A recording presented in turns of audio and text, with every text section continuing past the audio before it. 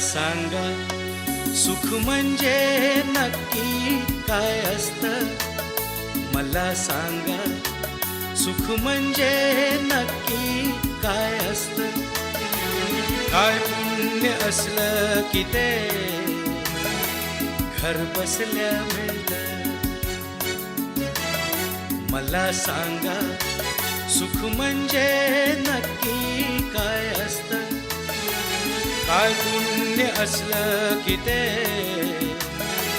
घर बसल्या मिळतं.